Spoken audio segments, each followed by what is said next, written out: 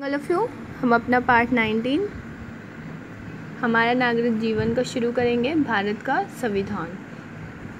Okay, हमने इसमें गणराज्य तक पढ़ लिया था। अब हमें आगे पढ़ना है भारतीय संविधान की प्रस्तावना का महत्व। जो भारतीय संविधान है उसकी प्रस्तावना का महत्व क्या है। यह संविधान की कुंजी है।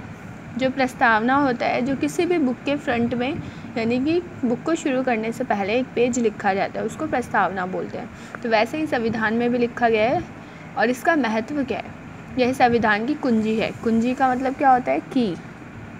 संविधान की चाबी है ये, क्योंकि यह उसकी मूलभूत धारणा को व्यक्त करती है।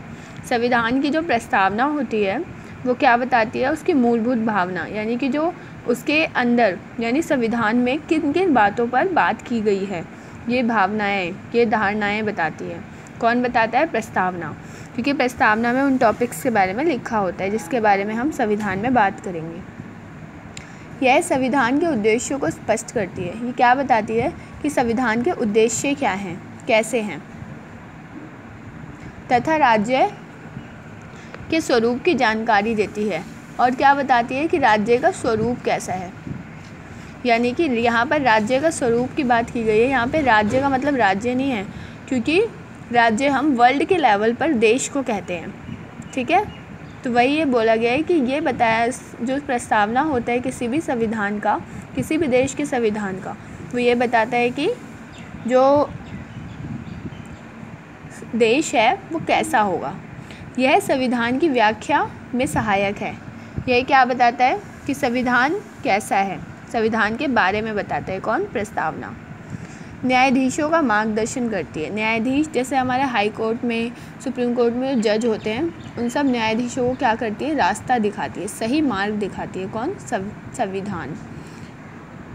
हमारे इससे हमारे राज्य तथा समाज की झलक मिलती है। जो हमारा प्रस्तावना है उससे क्या होता है, हमारा राज्य यानी हमारा देश और हमारा समाज कैसा है, इसकी झलक मिलती है। यह प्रस्तावना ऐसे निर्माण की प्रेरणा देती है। यह जो प्रस्तावना है वो राज्य के निर्माण की प्रेरणा देती है, यानी कि देश के निर्माण की प्रेरणा देती है, जिससे सबको समता यानी कि समानता, स्वतंत्रता और न्याय प्राप्त हो, जिसमें सभी नागरिक भ्रातृभाव की भावना में बंधकर अनेकता में एकता के स्वप्न को साकार करते हुए देश की अखंडता को सुरक्षित रखें, और जिसकी मूल शक्ति जनता जनार्दन में निहित है। प्रस्तावना महत्वपूर्ण है क्योंकि यह संविधान की आत्मा है। तो देखो, प्रस्तावना से क्या होता है, प्रस्तावना क्या करती है, हमारे देश के निर्माण में मदद करती है कि हमारे देश का निर्माण हमें कैसे करना है। यह समता, स्वतंत्रता, ये बताती है किसी भी देश के संविधान की प्रस्तावना की उस देश में समता यानी समानता, स्वतंत्रता, आज़ादी है या नहीं, लोगों को उनको सही न्याय मिलता है या नहीं, वहाँ के नागरिकों के बीच में भाईचारे की भावना है या नहीं। क्योंकि हमारे देश में बहुत सारी अनेकताएं हैं, अलग अलग राज्य की अलग अलग क्या है, वेशभूषा है, और अलग अलग खान पान है, अलग अलग धर्म है सबके। कोई एक धर्म नहीं चलता हमारे देश में, बहुत सारे धर्म है, बहुत सारी भाषाएं हैं, बोलियां हैं, है ना। तो हमारे इस देश में अनेकता में एकता की झलक है या नहीं, ये कौन दिखाता है, प्रस्तावना दिखाता है। प्रस्तावना हमें ये भी बताता है कि हमारे देश की जो शक्तियाँ हैं वो कहाँ हैं, जनता के पास है। इसलिए ये कहा गया है कि प्रस्तावना क्या है, बहुत महत्वपूर्ण है। प्रस्तावना बहुत ज़रूरी है क्योंकि यह क्या है, संविधान की आत्मा है। प्रस्तावना को संविधान की आत्मा कहा जाता है। ठीक है, फिर आगे देखो, संविधान अंगीकृत करने की तिथि। संविधान को अंगीकृत करने की तिथि क्या है। संविधान की प्रस्तावना के विश्लेषण से उसको अंगीकृत करने की तिथि का भी ज्ञान होता है। तो संविधान की प्रस्तावना है, उसको अगर आप ध्यान से पढ़ेंगे तो उससे आपको पता चलेगा कि संविधान को अंगीकृत कब किया गया था, यानी वो उसको पूरा कब बनाया गया था, बनके वो पूरा कब तैयार हुआ था। इसके बारे में भी आपको प्रस्तावना से पता चलेगा। इसमें यह कहा गया है, प्रस्तावना में क्या कहा गया है, हम भारत के लोग इस संविधान को आज 26 नवंबर 1949 के दिन अंगीकृत अधिनियम एवं आत्मर्पित करते हैं। यद्यपि यह 26 जनवरी 1950 को लागू किया गया, परंतु प्रस्तावना में बताई गई तिथि उसके ऐतिहासिक महत्व की ओर स्पष्ट संकेत करती है।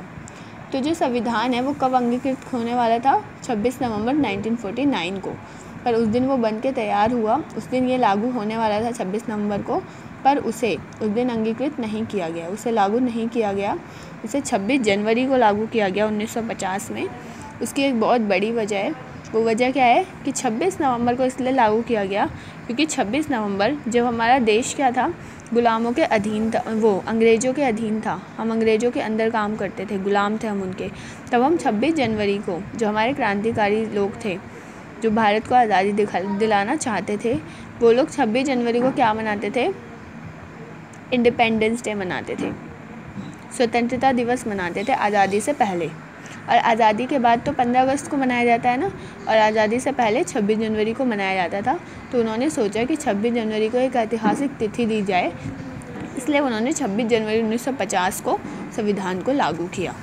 ठीक है, तो ये एक बहुत बड़ी वजह है 26 नवंबर को संविधान लागू करने की। ओके, अब हम इतना ही करेंगे।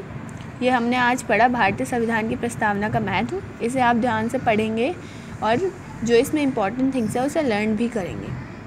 और आगे भारतीय संविधान की विशेषताएं वो हम नेक्स्ट क्लास में करेंगे। Thank you for listening me.